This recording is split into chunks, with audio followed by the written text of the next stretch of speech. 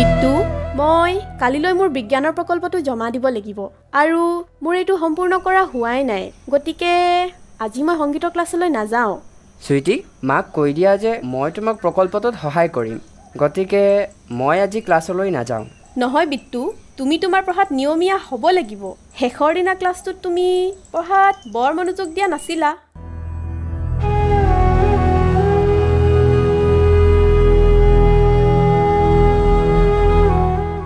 বিট্টু, তোমাক ইমান মন মাৰি থকাৰ দৰে লাগিছে যে, কি হৈছে তোমাৰ? মই অলপ লাজ পাইছোঁ। মই সুইটিক মোৰ সৈতে গানৰ ক্লাছলৈ যাবলৈ লগ ধৰিছিলোঁ, কিন্তু তাই মোৰ কথা নুশুনিলে। কিবা কথাই যদি তোমাক অশান্তি দিছে মোক ক'ব পাৰা, এনেও আমি সকলো বন্ধুৱেই হয়।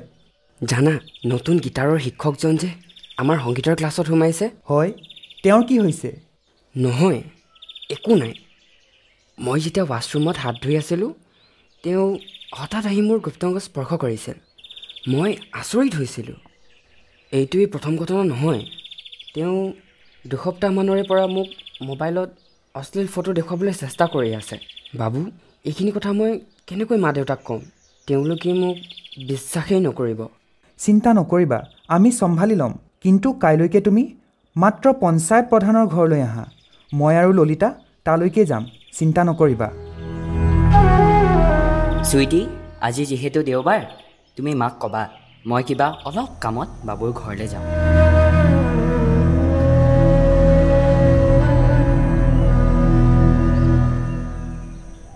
কোৱাচোন, কি কামত তোমালোকে ইয়ালৈকে আহিলা? তোমালোকে ঘৰত পঢ়া শুনা কৰা নাই নেকি?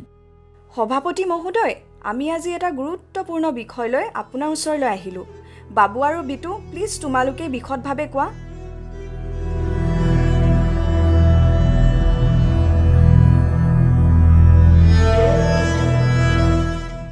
সভাপতি মহোদয়, আমাক আপোনাৰ সহায়ৰ প্ৰয়োজন হৈছিল। হয়, মই জানো। আমি এটা সমাধান বিচাৰিব লাগিব। পক্সো আইনে কি কয়? সভাপতি মহোদয়, মই শুনিছোঁ এইটো গোচৰত দোষীৰ জেল হয়। তোমালোক দুয়োজনেই অবিশ্বাস্য।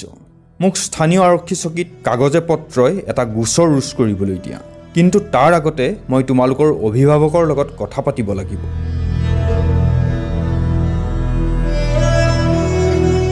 মোৰ ওচৰত তোমালোক দুয়োটা শিশুৰ বাবে এটা ভাল খবৰ আছে। গাঁৱৰ কিছু সংখ্যক অভিভাৱকৰ বাবে মই কালিলৈ পক্সো আইনৰ এখন সজাগতা অধিৱেশন ৰাখিছোঁ। বিশেষকৈ জুভেনাইল গোটৰ দায়িত্বত থকা বিষয়া আহি পক্সোৰ বিষয়ে বুজাব। আমি জানিব লাগিব যে ছোৱালীৰ দৰে ল'ৰাও যৌন নিৰ্যাতনৰ চিকাৰ হ'ব পাৰে।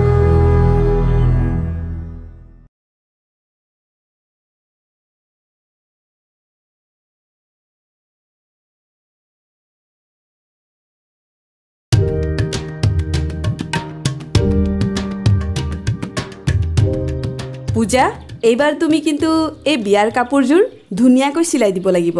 মোক এই মাহৰ ভিতৰতে এইটো লাগে। বাইদেউ, কাৰ বিয়া? কাৰ হ'ব পাৰে? মোৰ এজনীয়ে ছোৱালী, অহা মাহত ৰাখীৰ বিয়া। ৰাখী? কিন্তু তাইৰ বিয়াৰ বাবে বৈধ বয়স হৈছে জানো? বৈধ বয়স? এইটো কি? কোনে মানে? ভাগ্যৰ বলতহে বিয়াখন হ'বলৈ পাইছে। তুমি জানা, দৰাজন এই চহৰৰ ডাঙৰ ব্যৱসায়ী। কিন্তু মামী দেউ, এইটো অবৈধ। ৰাখী, তুমি এইখন বিয়াৰ বাবে মান্তি হৈছা? তুমি মোক জ্ঞান দিবলৈ ডাঙৰ হোৱা নাই। আৰু পূজা, ৰাখীৰ কাপোৰ চিলাই কৰিবলৈ বহুত দৰ্জী আছে। মামীদেউ, এইটো অবৈধই নহয়, এইটো শাস্তিযোগ্য অপৰাধ হয়।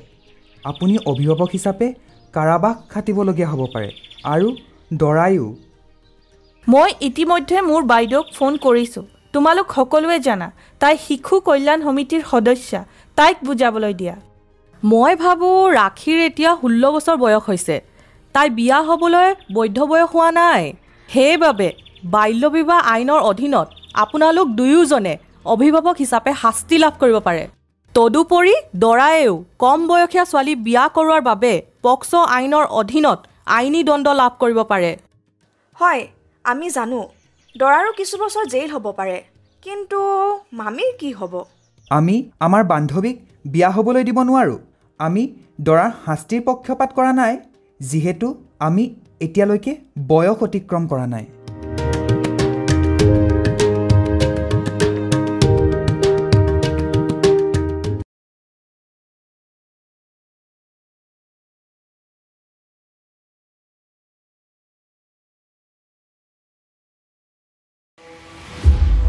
যদি চাহিনে এনেকৈ তাইৰ সম্পৰ্ক ৰাখি যায় মই নিশ্চিত যে তাই তাক কেতিয়াও লগ কৰিবলৈ নাপায়। মোক আজি আবেলি তেওঁক লগ কৰিবলৈ দিয়ক আৰু কিবা এটা পৰিকল্পনা কৰিবলৈ দিয়ক। শুনা, মোৰ কিবা এটা ক'বলৈ আছে। স্কুলৰ পৰা ঘূৰি অহাৰ সময়ত আবেলি 4 বজাত আমি লগ হওঁ।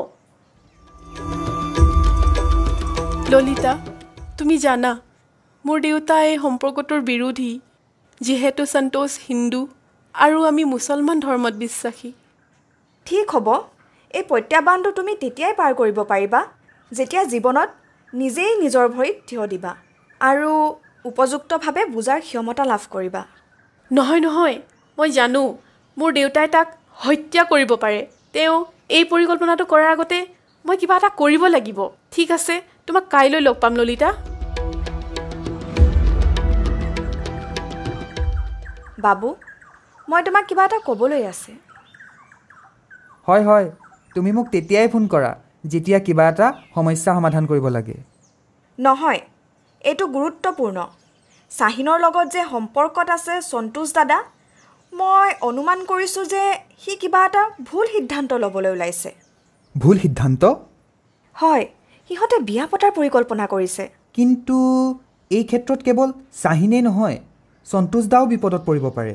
আমি সোনকালে কিবা এটা কৰিব লাগিব। কাইলৈ ৰাতিপুৱা ক্লাছলৈ যোৱাৰ আগতে সন্তোষ দাক লগ কৰিব লাগিব।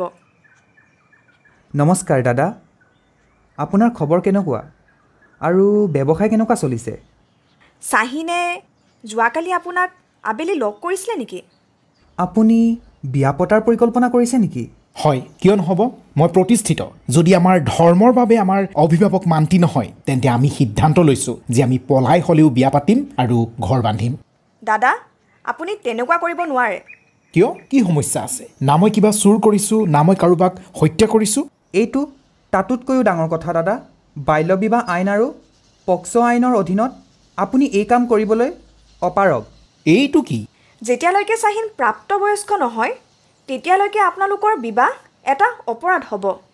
পক্সো আইনে এইটো স্পষ্টকৈ কৈছে যে কোনো ধৰণৰ যৌন হিংসা অথবা যৌন সম্পৰ্ক এটা অপৰাধ। মই এইবোৰৰ বিষয়ে একো নাজানো। মই এই সময়ত কেৱল তাইৰ কথাহে ভাবিব পাৰোঁ। কিন্তু বিয়াৰ পাছত যদি আপুনি জেইললৈ যাব লগা হয়, তেতিয়া চাহিনক কোনে চাব? ধন্যবাদ বন্ধুসকল। যদিও তোমালোক মোতকৈ সৰু, তথাপিও মই তোমালোকৰ প্ৰতি কৃতজ্ঞ আৰু মই চাহিনক এইটো বুজাই দিম।